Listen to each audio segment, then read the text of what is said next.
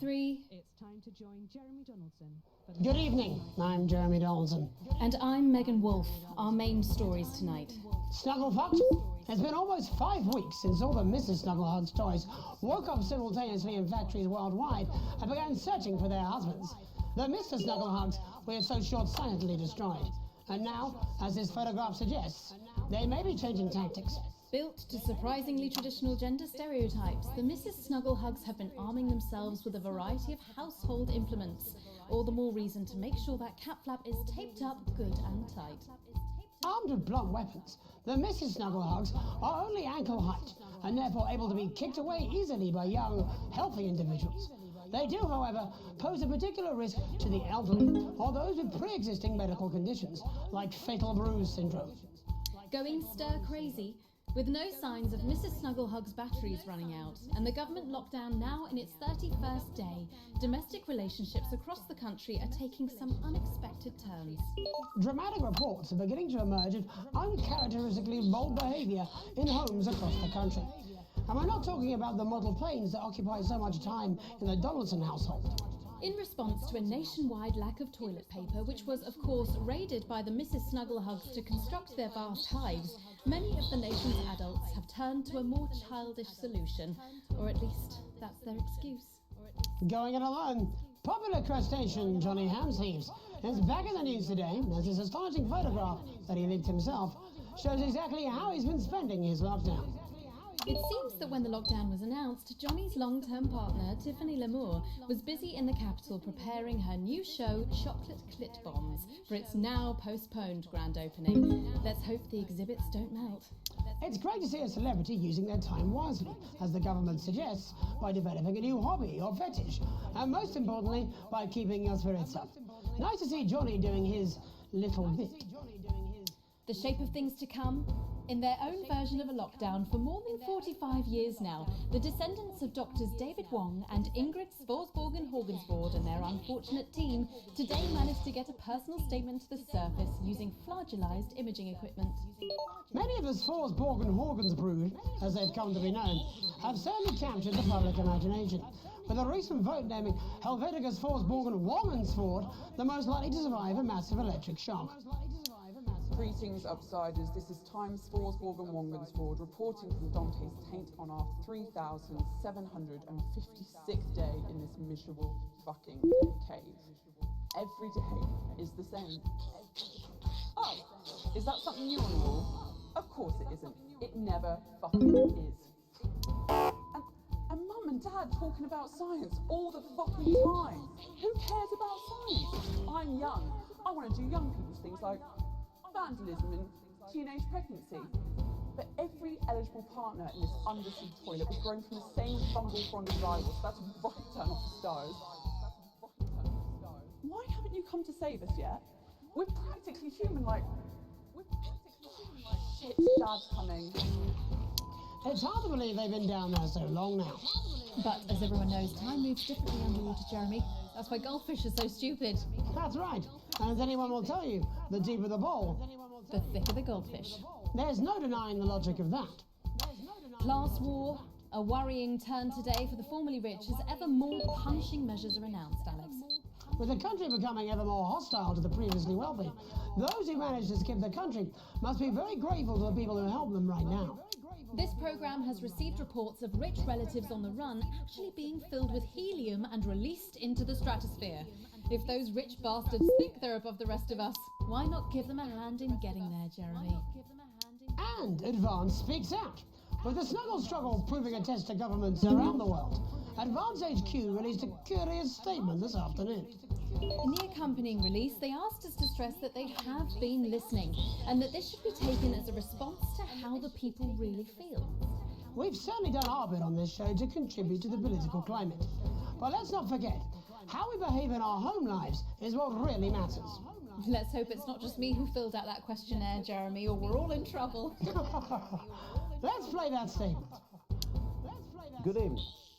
One of the many new jobs I have in this current crisis is to liaise on a daily basis with the Department of Perambulation, and they have made me aware of these. Now, these are genuine requests from citizens for permission to go outside.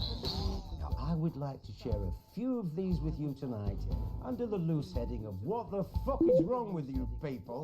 How difficult is this to grasp? I'd like to start with James from Angerhampton, who says he needs to go out because there's a duck in the park that I like to try and feed on a Friday. I call him Mr. Quackington, and I think we're really starting to bond. No, James, they make their hives in parks.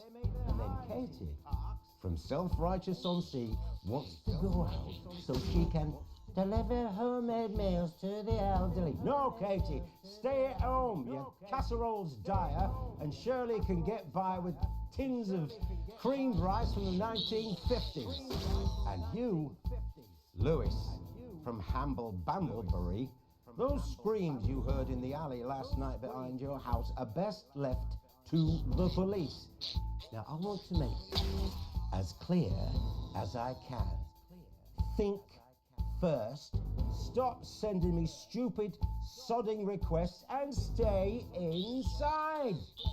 Pretend it's not happening until we tell you it's all over. Thank you.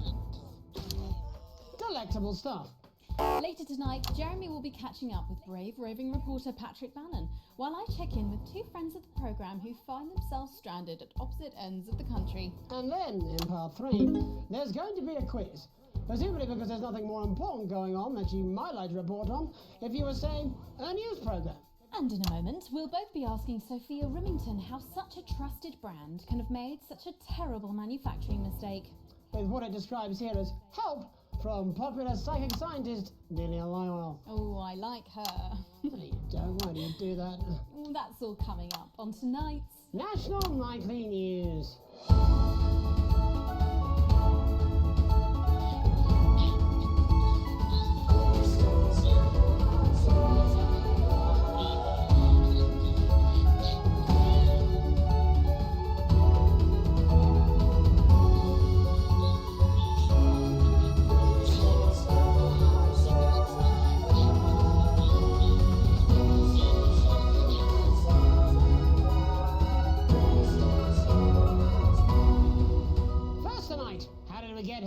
Where are we going? And most importantly, who's to blame?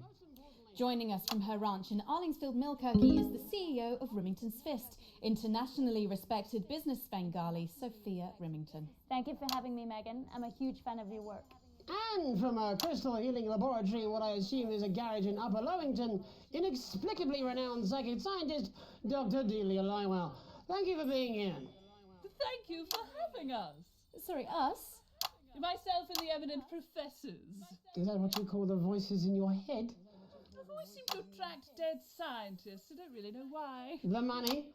They express themselves to me through ethereal algebra and quadratic predictions. It's all very technical. No, it isn't. I concur. Miss Remington, the entire Snugglehugs range will surely go down as the biggest public relations disaster in history, won't it? Well, of course, that's one world record we would never have sought to claim. What can you say at a time like this? There is only one thing that can be said. I'm sorry. We're sorry. From everyone here at Rimington's Fist, but especially the dedicated inventors and world-beating engineers at Rimming Toys, we are deeply, deeply sorry. Who could have predicted that letting a child's toy learn how to love could have such unforeseen consequences? Mary Shelley? Oh, we see you, Sophia Rimington. You are preening by a metal vessel, and where you venture, you will see neither land nor sky. Is that supposed to be the future? Only the past is concrete. I remember being a child in my grandpa's workshop when he made the first dancing hangman toy. He put it by my bed, and when I couldn't sleep, I'd wind it up and let it go, and I'd watch that happy little executioner just wiggle and wave his tiny noose and dance before my eyes. Grandpa sold thousands of them, on the quiet, obviously, and he used the money he made to found Rimming Toys, which is now just one small part of the global supermassive megacore that is Rimington's Fist. Sadly, we lost Grandpappy along the way. He died in a fire at the preschool tobacco factory, another one of his pet projects. But we never lost his spirit of invention. Yes, I'm not entirely certain what your grandfather's offensive toys have to do with the current predicament. The spirit of invention, Mr. Donaldson. The passion to create, to problem solve. And that is why I'm here today, to tell you about a brand new product we're launching simultaneously around the world from midnight tonight. We said science! Science! We hear its song on the breeze, its breath on the wind, its fart under the covers. How does she do it? Well, please, don't keep us in suspense any longer. Won't be my future she's making up next. Remington's Fist is proud to present Snuggle Traps.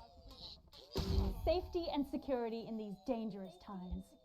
Each box of Snuggle Traps contains 8 devices, all guaranteed to stop a Mrs. Snugglehugs in its tracks. That's enough for a small lawn or 4 window boxes. And you want to know the best thing? They're only $129.99 a box. Now that is affordable peace of mind. We see you, Jeremy Donaldson. Not now, honey, I'm mid-pitch. The best thing about Snuggle Traps is they're powered by next-generation Flardinium batteries. So, however long the enemy lasts, these traps will outlast them. We see you, Mr. Donaldson. You are screaming and yelling. Your friends are crying. They fear you. And then you're gone. Oh my god, I just got chills. Did anyone else just get chills then? I think I did. I think it's more concerned. I think I'll be more concerned about these traps. Quickly, before we go to the break, these appear to be attractively repackaged landmines. Aren't they dangerous, say, to children? Oh, hell yeah. These are not toys, but they're explosive fun. Sophia Remington, Dr. Delia Lywell, thank you for joining us. When we come back, we'll be taking a look at the situation across the country tonight. Don't go away. We'll be back after these bandages. Was that all right? Oh, yes, Doctor, that was exactly what we... She seems very nice, that young Miss Remington. I think she'd make an interesting dinner guest. Do you think so? I think I'd rather spend the evening shoving Delia's sacred crystals up my sceptical arsehole. Hello, mate. It's Dave. You're not going to believe this, but I've decided to come home. Listen, I'll call you back at the next break. Loads, actually. To the distant divas and the isolation idealists, the healthcare heroes and the lockdown lovers. Yeah, well, it's been a long time coming. Oh, exactly. You've said it, I've said it. He must know, he's not stupid. I just don't want it getting back to him that it came from us. No, Jenny. You're not backing out on me now. We're in this together. Get him. I've made the cake, you're on the balloons. Got no idea how old he is. 40? 17? Yeah, ready. Okay, coming back. In 5, 4, 3... Welcome back to the National Nightly News. I'm Megan Ruth. Now it's time to take a trip around the country to hear how the lockdown might impact the nation from some friendly faces. Joining me are respected academic Katie Brightman and author of Alan James's Kites, Alan James. Thank you for joining me. It's a pleasure. Thanks for having me, Megan. Thanks, Megan. It really is a pleasure, Katie. I enjoyed our little heated encounter. I wish I could say the same. So first off, Katie, how are you coping? I'm holding up okay. The lockdown directive was so sudden that, like many people, I haven't been able to get home. Oh no, what happened? I was staying at a hotel after an international policy convention, and we had a particularly heavy night out. You know what economists are like. Notoriously hate splitting the bill. And I overslept, and as you can imagine, I've been here ever since. But there are certainly people much worse off than me. Exactly. My tour has been cancelled indefinitely, and I've had to refund every single ticket, even the cheap seats. Oh, Alan, I'm so sorry to hear that. Yeah, people are being quite rude about it. They don't seem to realise I've already spent it filling the beach house with beef. The crisis claims yet another victim. So, this is just a reminder that my book, Alan James's Reich, is now available in paperback. Unbelievable. What was that? You're unbelievable. So, Katie, how do you think this might affect the economy? Should we be worried? Very, Megan. Not to sound dramatic, but this could be catastrophic. Unemployment has skyrocketed, and frankly, it will be a miracle if a lot of businesses can survive this. There you go, scaremongering again, spreading this latest liberal hoax. That's what they want. They want us quiet. Shh. They want us compliant. And they want us inside. A hoax? How on earth can you say that, Alan? Well, I haven't actually seen one of these supposed toys. Have you? Well, no, but... Did you know 3,000 people die every year from regular toys? That's a lot of people. And this is no different. You're just as likely to be hunted down by a yo-yo or a tennis racket. He makes an excellent and persuasive point, Katie. Don't listen to her, Katie. The press are the enemy of truth. She's agreeing with you, Alan, you absolute shit! Well, then I must be wrong. Alan, are you now recanting your statement that these toys aren't dangerous? People are saying they're just like normal toys, and that simply isn't true. Corrupt media lies. And Katie, how do you respond to Alan's claims that Mrs. Snugglehugs might be dangerous after all? I suppose I guess I'm agreeing with him. Thank you, Katie. I appreciate your support.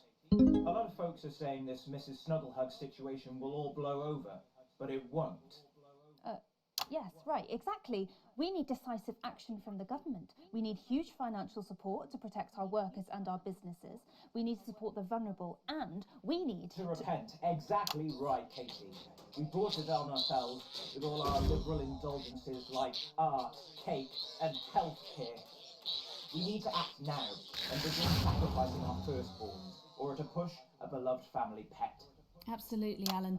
If we can all successfully come together as a community and perform the ritual, hopefully we will appease the great ancient.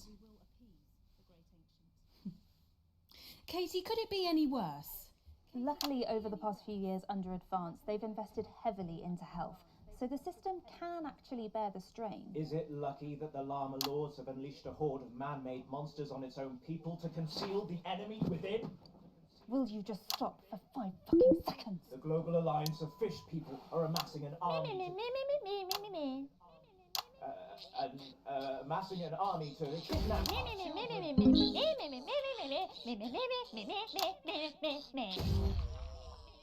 That's you. That's what you sound like. But Me. I don't sound like that. Yes, you do. You do, Alan. You do sound like that. And that's why no one wants to be your friend. I've got loads of friends. No, you haven't. I don't think you do, Alan. Yeah, stop lying, Alan. I'm not lying. You are. Oh, good one. Well, I'm telling. Alan James. Alan, you know Katie Brightman, thank you for joining me. Some real food for thought there from two of the territory's leading minds. Any moment now, I'll be heading over to Jeremy, who is going to be bringing us an up-to-the-minute report of the status of the nation. Over to you, Jeremy. Thank you for what I'm sure was a reasonable debate which really contributed to the national conversation. Next, out on the streets, someone who's always doing exactly that. It's Patrick Brannan. Are you there, Patrick? Hello, Jeremy. Yes, hello, I'm here live. Apologies for the quality of the broadcast today. Couldn't find any cameramen or women brave enough to come and join me, so I'm out here on my own. Right, and can you tell us what it's like out there? Yep, I can. It's as you can see behind me, the streets are currently completely deserted. So my question, Jeremy, is just how long? I mean, could there be danger lurking just around the corner, waiting to end the fledgling career of this young, promising journalist before his full potential is even realised? Will he die, underappreciated by management, and frankly, if you ask me, very, very much underpaid? I don't think there's any danger of that, Patrick. What's that on your jacket there? Oh, that's actually a sponge. What I've done here is made a snuggle-proof jacket, Jeremy. The network didn't bother sending me any PPE, so I've been forced to improvise. In fact, showing the sort of resourcefulness that would make me an ideal candidate for, I don't know, for example, an anchor position starting whenever they'd like. From your point of view, Patrick, just how safe are our streets? Not safe at all, Jeremy, not safe at all. I'd recommend people staying inside, following government advice, and not putting themselves at any risk at all. Unless, of course, like me, it's for groundbreaking journalism reasons. Mm-hmm. And just where are you, Patrick? I'm in the street, on the street. Which street? I think I'm struggling to hear you actually, Jeremy. There. Which street? Which street are you on? Oh, which street am I on? Oh god. I'm just looking for a sign. There it is. I'm on Bannon Avenue. Bannon Avenue? Yep.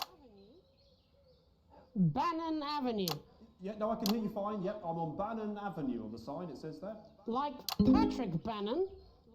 Oh yeah, that is like, that's strange. That's a weird sign. I don't know what's going on there.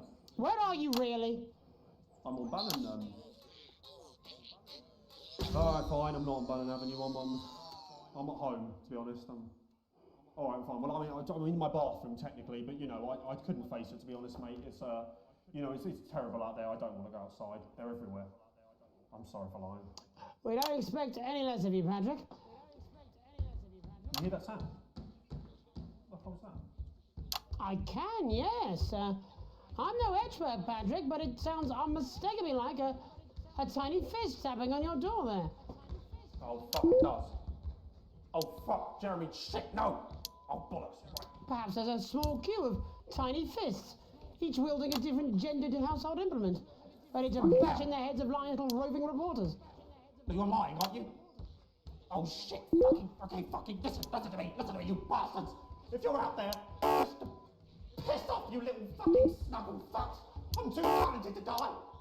Oh, what the fucking hell? Okay, it's fine. It's fine. Oh, God.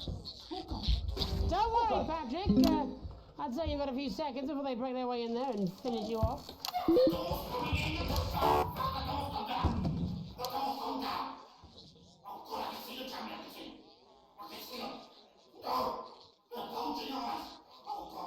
What do you see, Patrick? Only Satan. Oh God, no. They're coming to me. They're coming. No, you fucking little shit.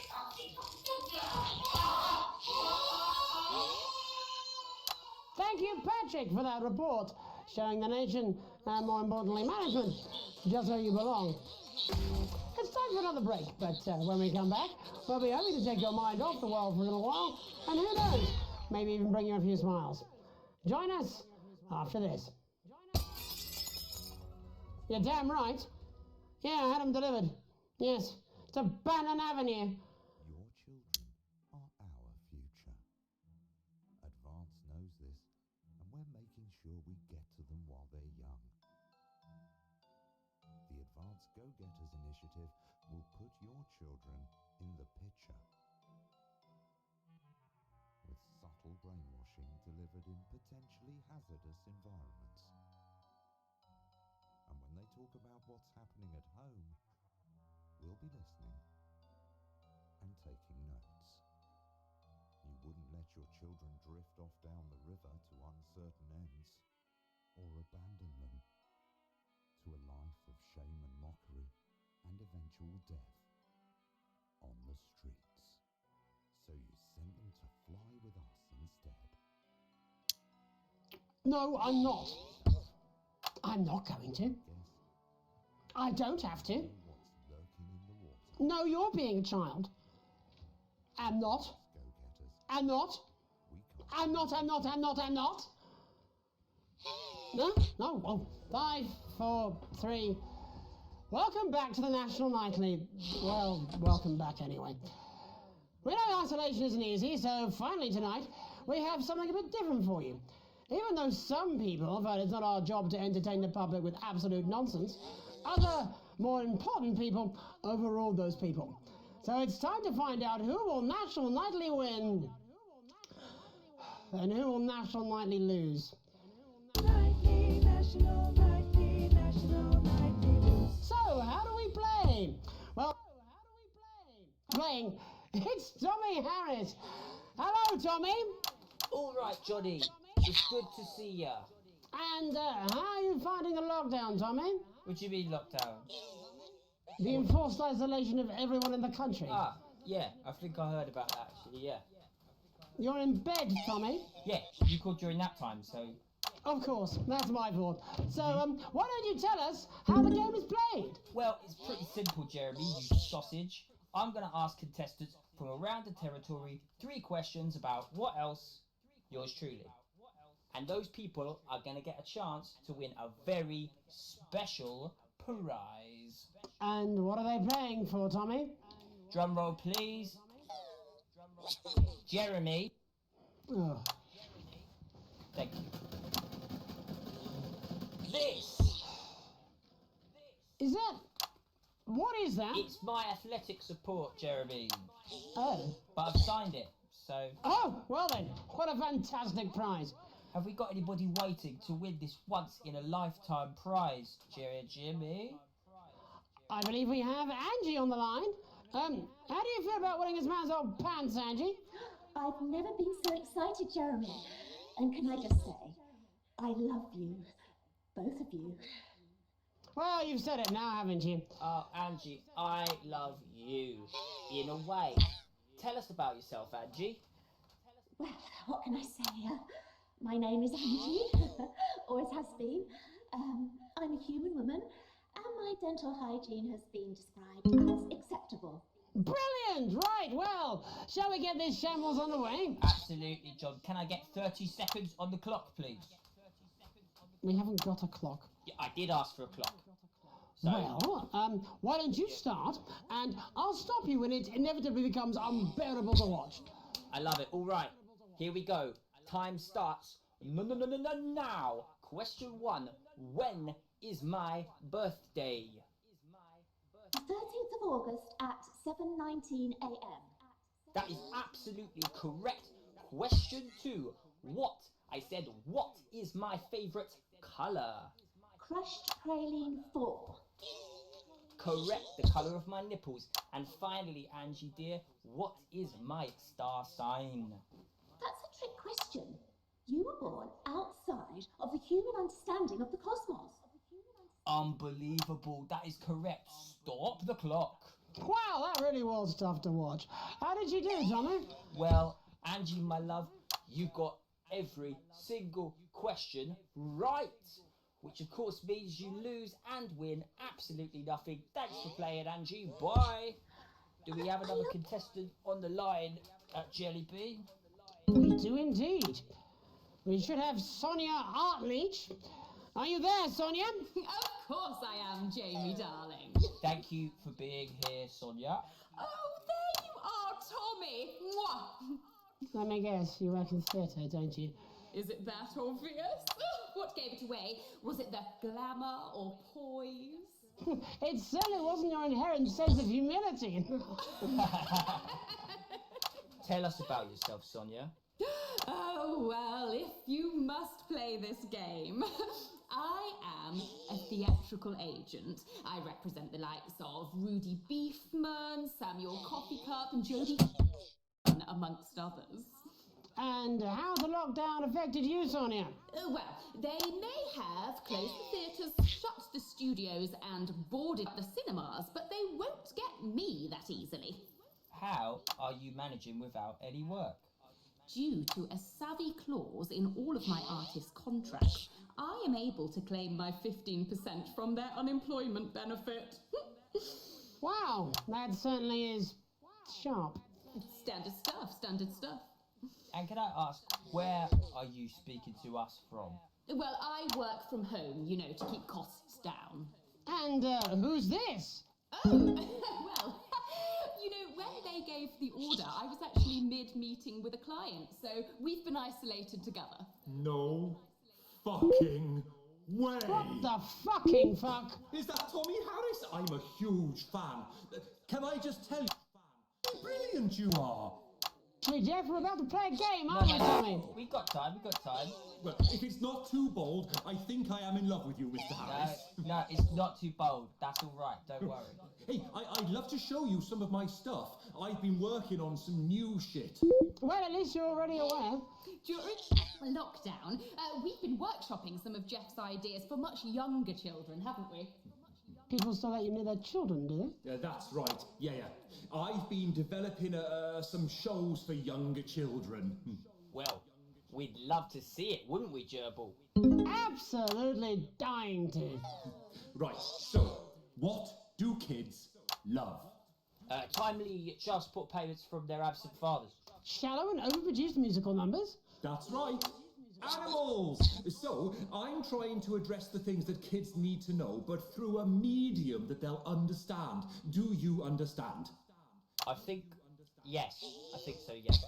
Jeff's one of my best clients, aren't you? I am, yeah.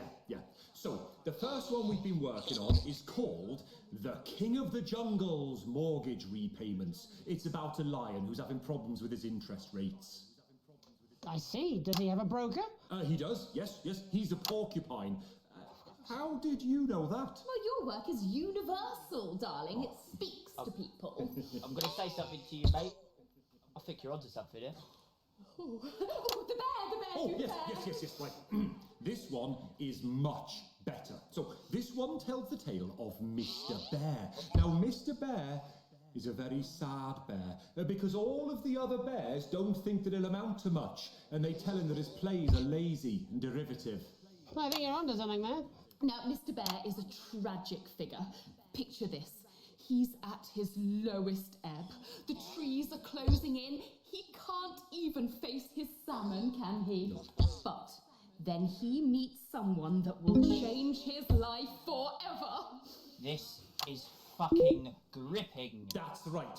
He meets a wise old octopus who takes him under his wing and says, "No, Mr. Bear, don't be sad. You're not like all the other bears. You have this ambition and these dreams." Such fucking dreams. I think I love you, Jeff. And what you need to do, Mr. Bear, says the octopus, probably doing an 8-armed gesture or something. What you need to do to find happiness in this crazy old forest is you need to set yourself more realistic goals. It's called Mr. Bear Lowers His Expectations. Wow. You really have taken yourself to new depths. And what do you want children to take away from this? Oh, fuck shit, fuck. What? I said a more realistic worldview. Are you all right, Jamboree? It's Jeffrey. My name is Jeffrey Donington. No, stop. How does it end? We need to know how it ends. Well, all the animals learn a thing or two about inevitable mediocrity. And Mr. Bear settles down near to his parents' cave, stops trying to make his band happen, and he goes into bear telemarketing. Becomes a bear maths teacher. Oh, and we end... We end on a big musical number. Oh, there's dancing. It's very repetitive, so it's catchy but not too challenging. Well, if you like, I could go and get my boombox. Yeah, I might be able to... Hang on, can we get Angie back? Why not? The more the merrier, as they say at orgies. Right, I'll just fill then, shall I? Coming up in a moment, it's the world premiere that nobody saw coming. Or wanted. At all. I can only apologise in advance for what we're all about to... endure. Where's the button on this fucking... All sorts of creatures down on Dangly Doodle Farm, like wise old Mr. Octopus with way too many arms. There's Mr. Pig and Mr. Cow, they're always in good moods, but that's 'cause they don't know they'll soon be sliced up into food. Mr. Bear, what's that over there? That's where your hopes go to turn into despair. Mr. Bear, what's that over there? That's where your dreams go to die. Mr. Raccoon wants to go to the moon. He'll end up as a bus driver soon. Mr. Porcupine thinks he'll read the news at 9. He'll end up as a janitor who stinks of turpentine. Please do not applaud, I'm a massive fraud, shacked up with the agent while the wife thinks I'm abroad. You said you were done. Oh, I say that to everyone. Sometimes when I'm tipsy, me and Angela still have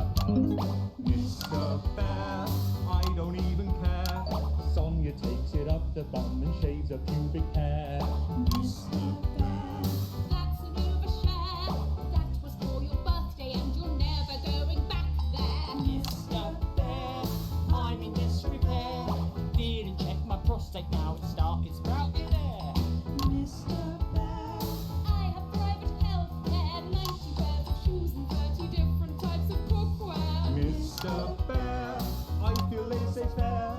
Maybe when the lockdown lifts, I'll hit on the au pair. Mr. Bear. I don't mean to swear, but I'll give a fucking nickel for a lock of Johnny's hair. Mr. Bear, what a lovely chair. Mr. Bear, you've got the news caught up in your hair. Mr. Bear, what's that over there? Mr. Bear, Mr. Bear.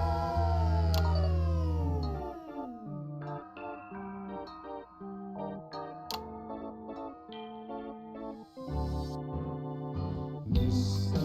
Bear, what's that over there? That's a hat entirely made of avocado pear. Mr. Bear, what's that over there? That is a cutlery pie. Mr. Bear, what's that over there? That's the sound a mushroom makes opening a deck chair. Mr. Bear, what's that over there? That is a suit for a fly. That is a goat in a tie. That is a dream when you fry.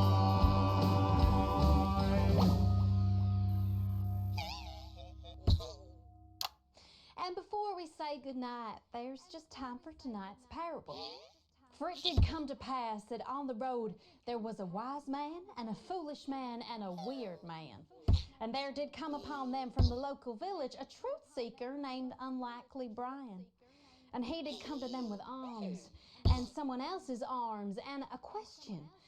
"O wise and weird and foolish man," he said, whilst dancing the traditional jig of inquiry common in those lands at those times, "how, grant thou, can the many weights and measures of life be balanced?" And the wise man did say, "There are no riches greater than family." And the foolish man did say he'd heard a good tip for the camel race and that it was a sure thing. And the weird man did say that 2 ears was just the right number, because there was no good place to put a third that wouldn't be aesthetically upsetting. Although he did see the use for a second anus. And Unlikely Brian did fall into wonder and befuddlement at their answers, although he was also wondering if either the foolish man or the weird man had any actual value in this sort of professional consultative environment. For what he did not know was that the profound man and the practical man were both on annual leave that week, and the foolish man and the weird man were all that the agency had available. But what Unlikely Brian did not reveal was that he was asking for his friend Alex, who had enraged their spouse over a passport, treated their son Charlie like he was still a little baby, and was too miserly to even pay for their daughter's holiday. And thus did Alex's family become like our Lord, when he discovered a turd in his cradle and was forced to ask Nebuchadnezzar to leave. Well, that's all we have time for tonight. I'm Archangel Megan Wolf. Have a hateful night. Are we done? Oh my God. I thought I was going to piss myself halfway through that. Not even joking. Right, babe, I've got to go and get my bits done. Yeah, I'm seeing that guy tonight again, aren't I? Yeah, well, at the end of the day, babes, he makes my fanny flutter. Do you know what I mean? Yeah, come on then, yous lot, out my house. And you, Alex. All right? I don't want you here when I'm on my date.